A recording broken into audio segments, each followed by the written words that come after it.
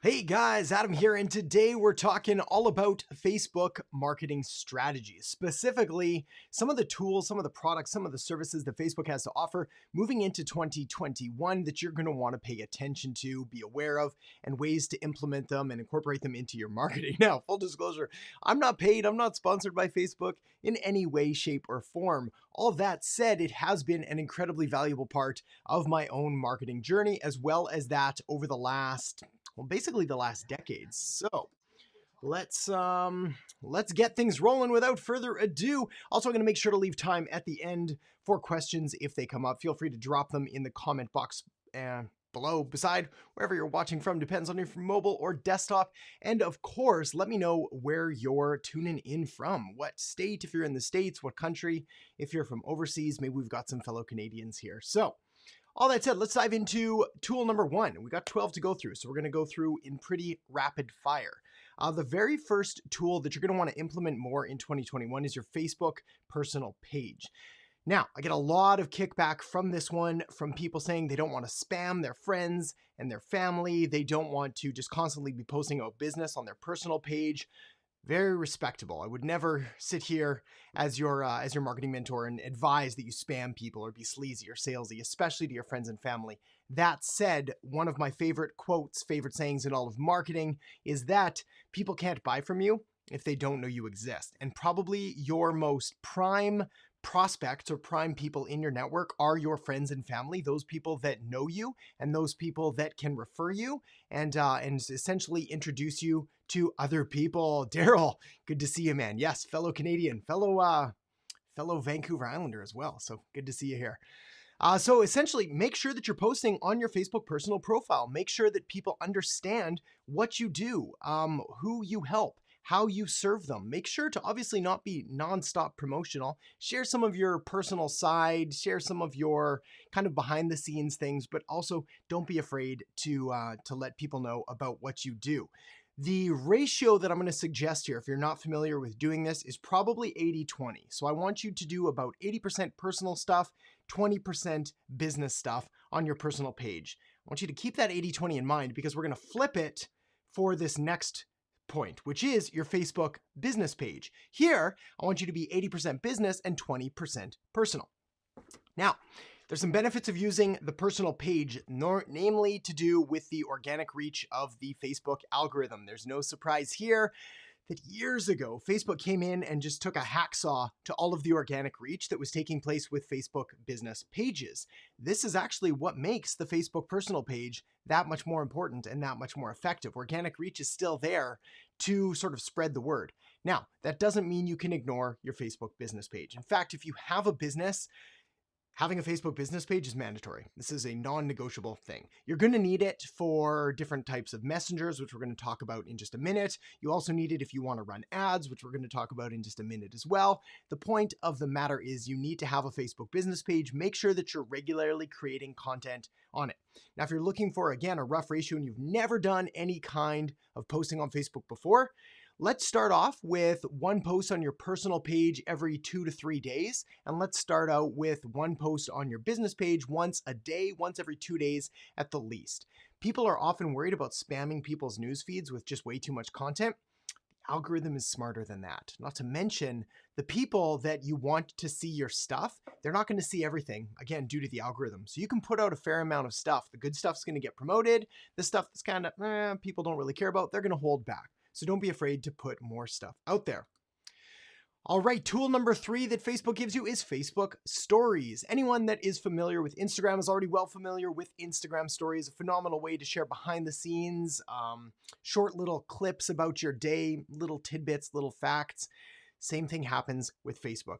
No secret here. Facebook owns Instagram, so much of the same strategies and things that apply over on Instagram are going to work equally well on Facebook. Keep in mind there is a slight difference in age and demographic, as well as tone and style and the way that things sort of come across on Facebook. So you want to make sure that you're adapting it for the network that we're talking about. But regardless, Facebook Stories, they're a great tool to use, and they're also incredibly easy, especially if You know the importance of video marketing in your business.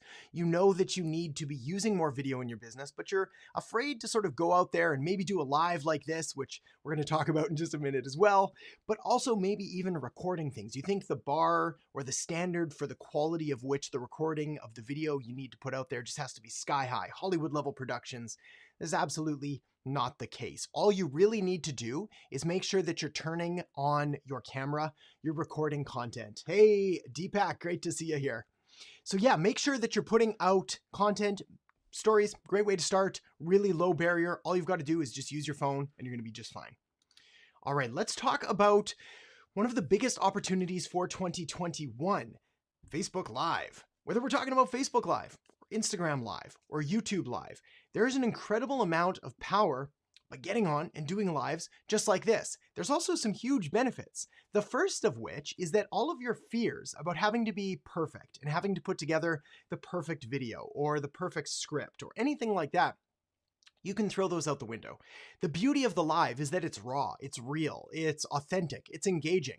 I might cough, I might drink some water, my kids might scream outside when they run their bikes into each other, or someone might stop by the office or anything like that. You just never know what's going to happen, and that's okay. Your audience knows that, and that's part of what makes it real. Who knows? I've got a couple lights on, one of them might burn out. It just doesn't matter. What matters is showing up, proving that you're a real human being and that you're authentic and you're relatable, because people don't like doing business with businesses.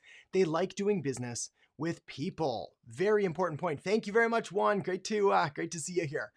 So yes, you've got to prove that you are authentic, that you are real. This makes you more relatable, and it helps people to feel more comfortable in approaching you in your business. This is a mistake that I made years and years ago. I built too much of a moat around my business and around myself. I made myself too unapproachable. Everything had to be perfect. Everything always had to look amazing. And what ended up happening is the strategies that I was talking about started to feel unobtainable to most people. They're like, well, I'm not a full-time marketer. I don't live and breathe and eat this stuff.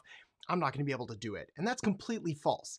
The reality is 10 years ago, I didn't even know what marketing was. Brand new to it. It was my wife that recommended, hey, you should probably do some marketing. And I was like, that's an interesting idea. I don't even know what that is. And started diving in. I learned everything and taught myself and took some courses and basically progressed to where we are.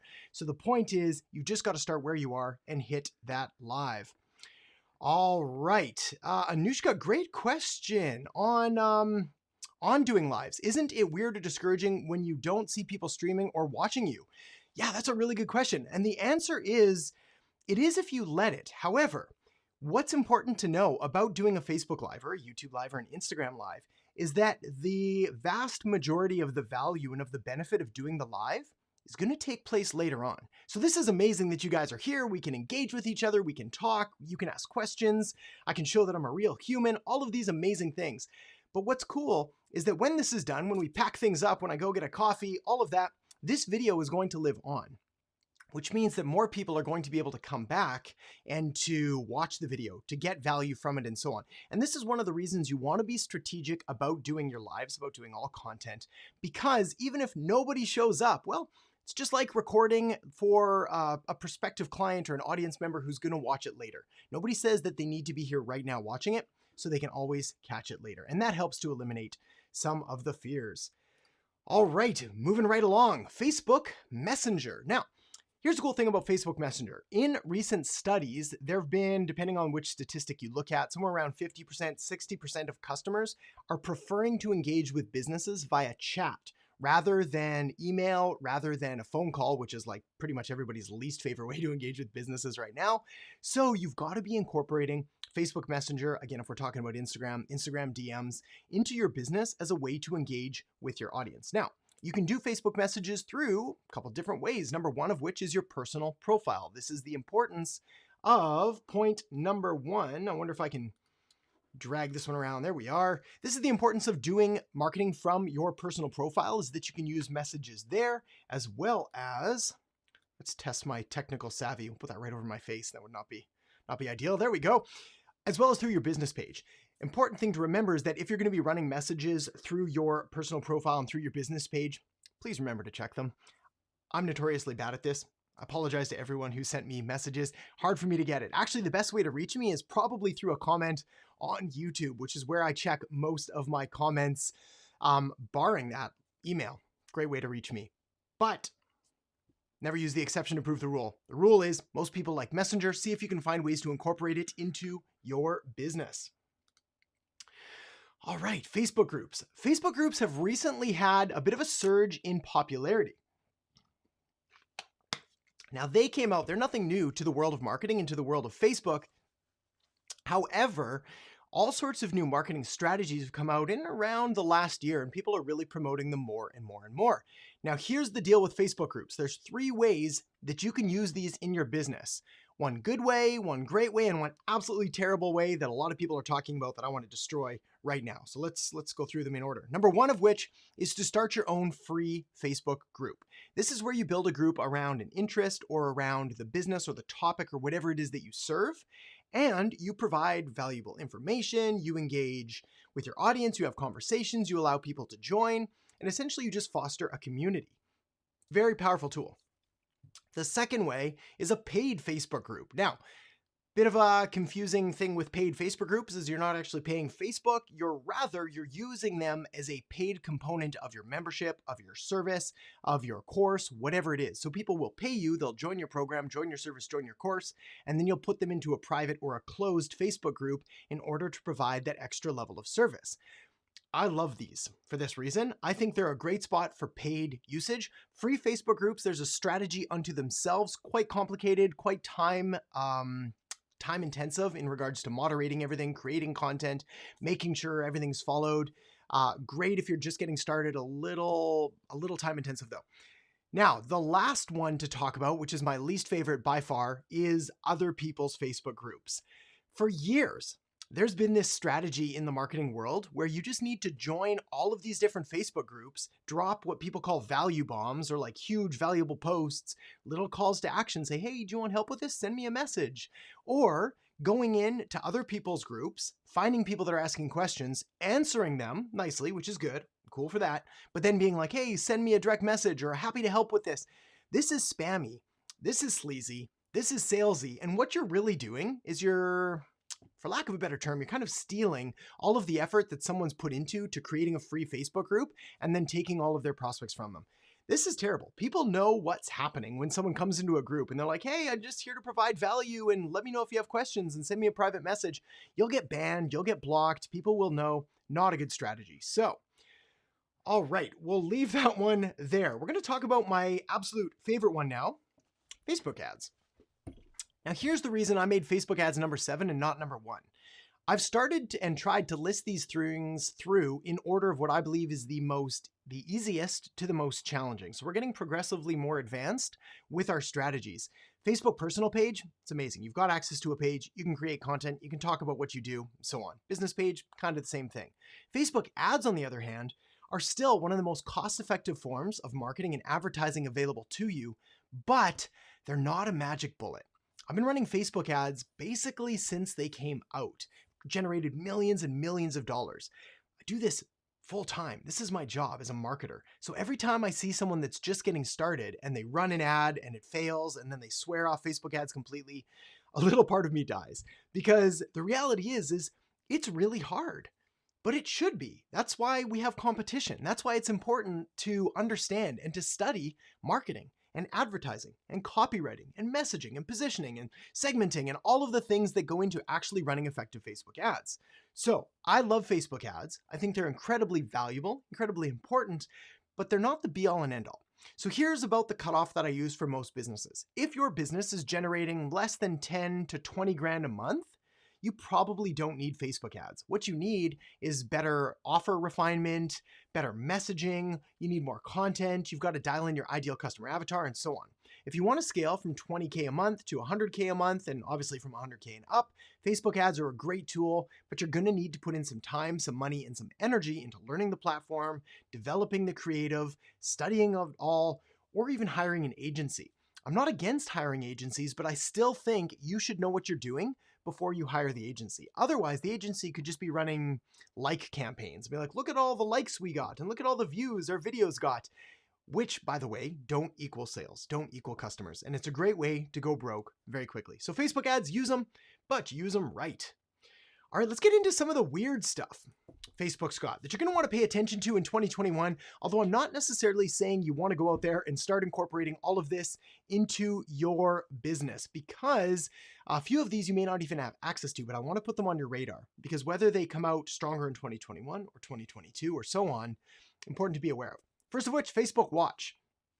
Facebook Watch, for those of you who haven't heard of it, kind of hard to explain. Basically, Facebook Watch is like Facebook's version of Netflix mixed with YouTube, mixed with IGTV, mixed with Facebook features.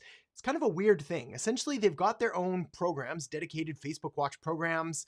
They also have other influencers that they've given shows to. A lot of people, most people don't have access to the Facebook Watch platform as a marketer, as a business. Now, if you're a multi-million-dollar business, a Fortune 500, something like that, you can probably apply and get a Facebook Watch show. But if you don't have that yet, hard to say if they're going to be rolling this out more in the future. Still, something to be aware of, because again, it's going to be another media channel, and it shows Facebook's plans and basically progression to take over media in general. They've got text, they've got audio, they've got video, they've got shows they're rolling out, they've got Facebook Marketplace, they've got all of these different features. In fact, Facebook has over 40 different products and services, which is a bit mind-blowing. Okay, Facebook Portal. Not tons to say about this. Maybe you've heard of this before. What it is it's like a small little iPad looking thing, or you can hook it up to your TV. It's a way to do live video streaming and live video chats, connect with friends, connect with family, so on. From a marketing perspective, it allows you to go live, so you can go live right from your Facebook portal. Also, who knows what the future of the portal has in store. It's connecting with Alexa right now. Ooh, she didn't turn on. We're good.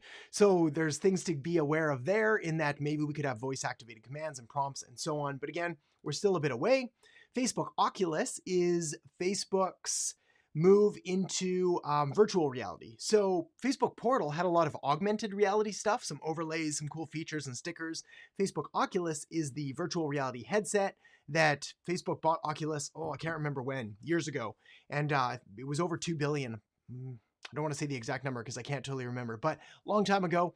So they're obviously investing in artificial reality, augmented reality, and virtual reality, and all of these things. So things to be aware of. Couple more points and we'll dive into some questions. Next one, Instagram from Facebook. No secret here. Facebook owns Instagram.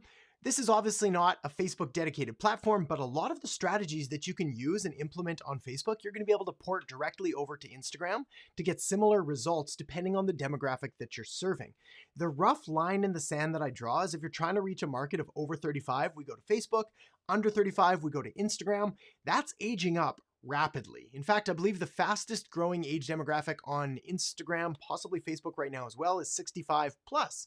So doesn't really matter. If you want to reach your people, they're on Facebook. They're also probably on Instagram, and you can reach them there.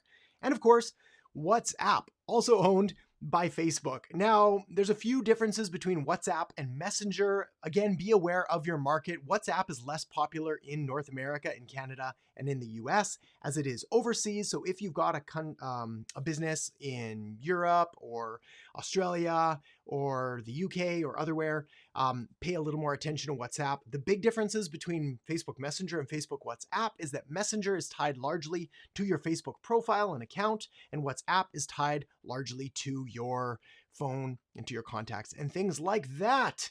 All right, so those are all of the features that Facebook has that I want you to pay attention to in 2021 that I think will be incredibly valuable to start implementing. Caveat, don't use them all. You don't need to use them all. You need to be selective. You need to pick one or two or maybe three. Probably your Facebook personal profile. Obviously, your Facebook business page. If you can do Facebook Lives, you're going to want to incorporate these. They're a great way to get reach. And in fact, I believe the statistic is that a live video on Facebook right now is getting 4 times more reach and more exposure than a pre-recorded video. So if you can go live, you're going to potentially get 4 times more reach. And of course, Facebook ads if you're at that stage of your business, around 20K a month and up. All right, let me dive into some comments. Anushka, for small businesses, is it? Let me see if I can pop this one up here. There we go. Isn't it hard to expect immediate responses on any messenger options? Are there tools you recommend to be able to respond to customers? Okay, great question. So this is kind of like a chatbot question. And the beauty of using your Facebook business page is that you can incorporate chatbots just incredibly easy into it. There's a bunch of different chatbot options, just really a quick Google search. I've used them all. Right now, I believe I'm using ManyChat is the main one for our driver that we're using with clients. They've just got a lot of really good options. Here's the thing with Messenger and chatbots is that years ago, when they first came out, they were a little spammy because people were being faked out. Like, am I talking to a person? Am I talking to a bot? I don't know what's going on. Now, everybody knows they're talking to a bot. So it's easy. So you can have some fun with it. Be like, hey, this is Adam's marketing bot. What do you want to learn? Marketing, branding, ads, whatever. And they'll click the button and you can start to segment them and move them through things. And ultimately, if they want to have a conversation with you, they can be like, look, I want to talk to a human. They can hit that button. That can send you a ping or a bit of a message either on your phone or your email or through Messenger. And then you can hop into the conversation as well as letting them know, hey, I'm out of the office right now, but as soon as I get this, I'll hop right back on. So yeah, a lot of options. Of course, be ethical, be authentic, and people are pretty forgiving. They understand how bots work. Ariane, do you think messenger bots are good for Facebook? Loaded question. I think messenger bots, when done right, are amazing for Facebook.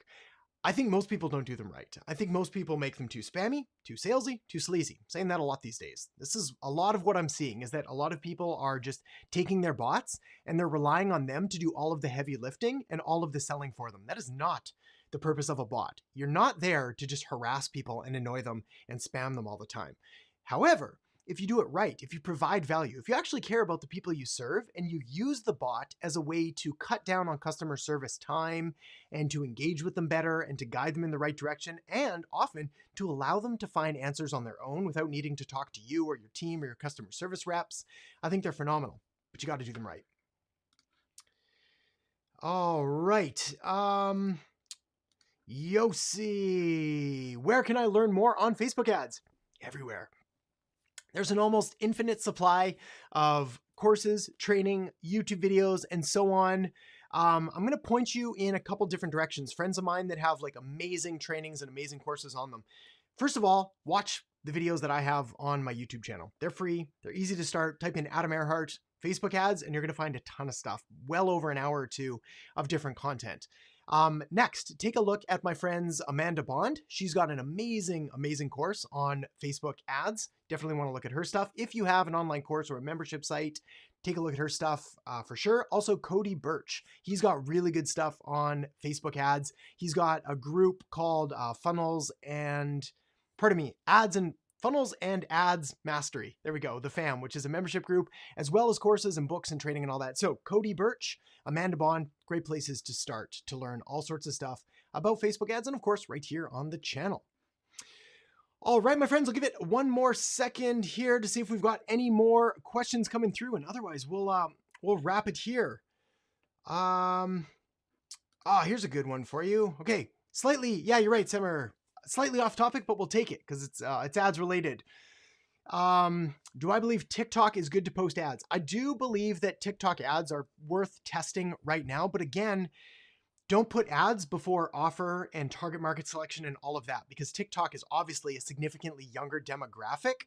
So you've got to be aware of the fact that, like, is my market even on TikTok? Then what's my cost per ad? And of course, make sure to measure everything as you're setting up an advertising campaign.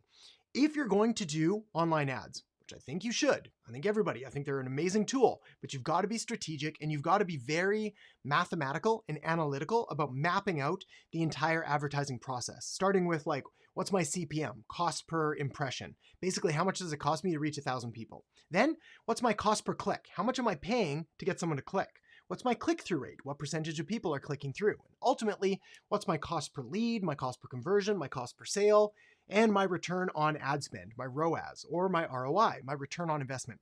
These are incredibly important because if you're going to be running paid ads, the outcome, the result you should be looking for is tangible, financial, money back. Basically, put in $1, get out 2, get out 5, get out 10, and so on. So yes, take a look, but be strategic.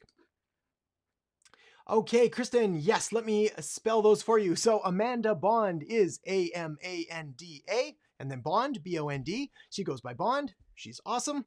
Also, Cody Birch, Cody, last name Burch.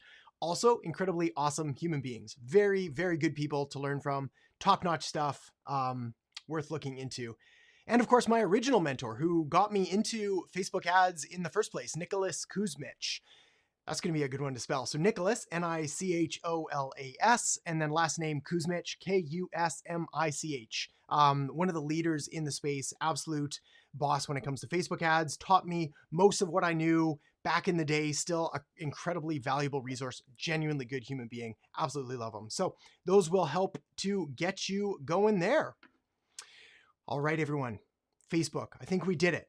They've got over 40 different services. The 12 we went through today are definitely enough to get you started and get you rolling. Again, be strategic, focus in on where you think the greatest opportunities lie for you and for your business. And of course, if you have other questions, other thoughts, other ideas, make sure to post them in the comments below this video. Stay tuned, we've got another video dropping live tomorrow, trying to dramatically ramp up video production these days. So that is it for now, and we'll talk to you guys soon.